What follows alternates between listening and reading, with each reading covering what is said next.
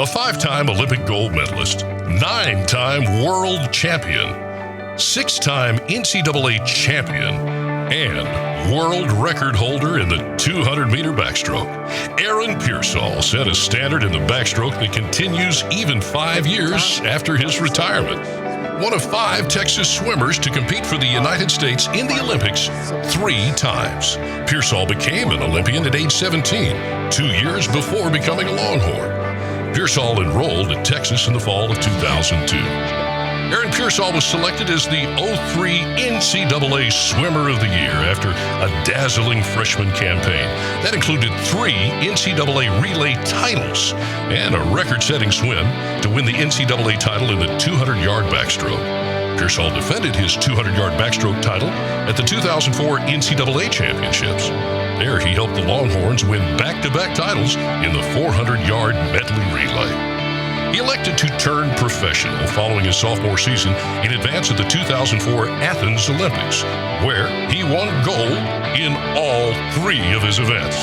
He also joined Texas teammates Brendan Hansen and Ian Crocker on the 4x100 medley relay. He also set a world record and won gold there too.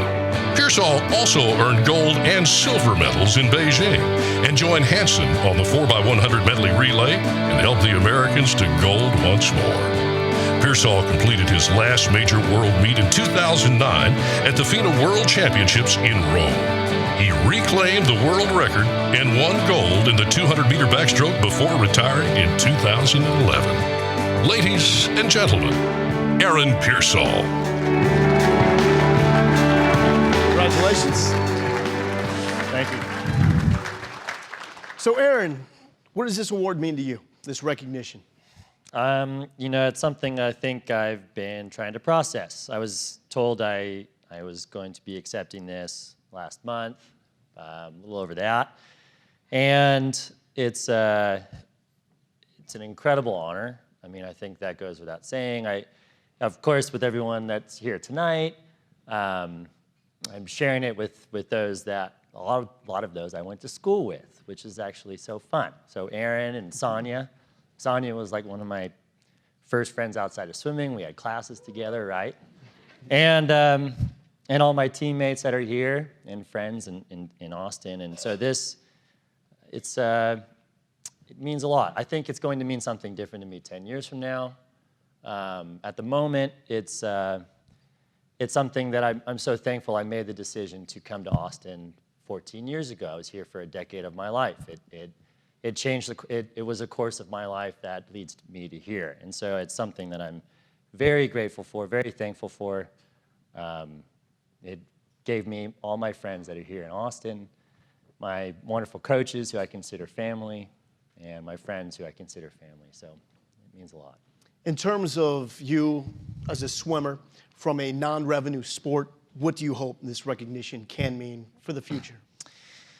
I think it's an important, throughout this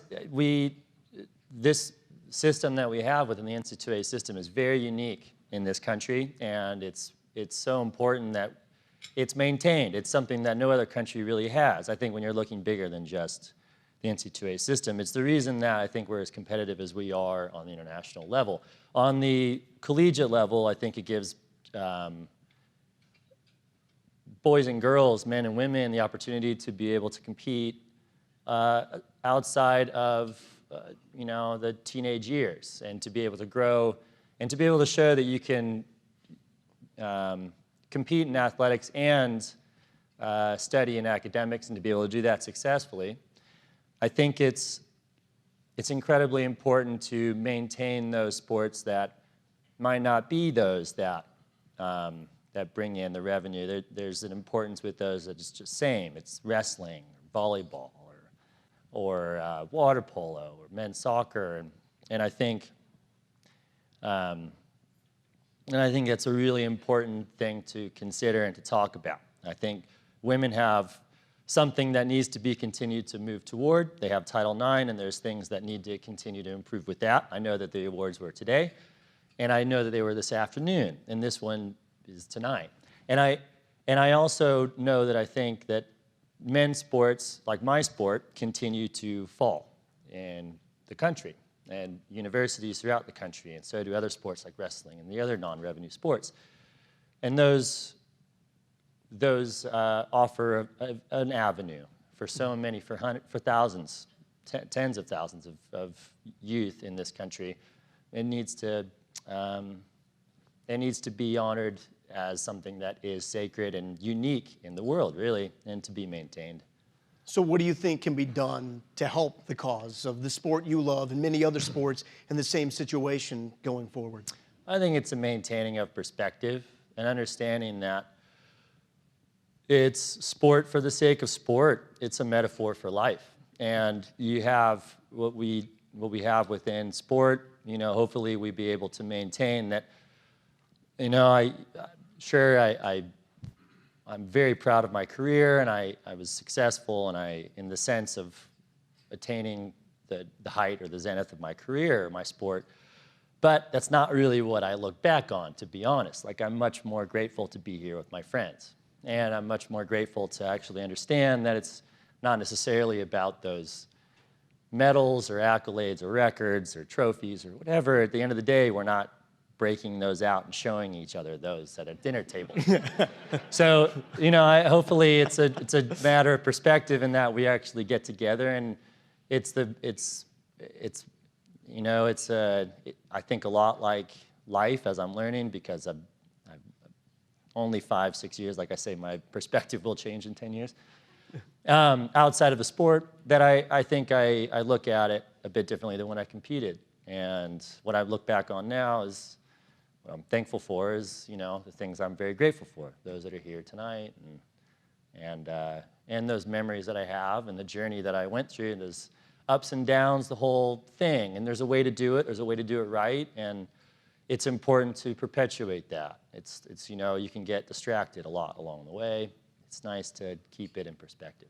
So finally, what's your greatest memory that you look back on and reflect on in your time at the University of Texas? Oh, okay. Oh, good. Yeah. So, where'd you think I was going with that? Like, I don't back know. to childhood? Yeah.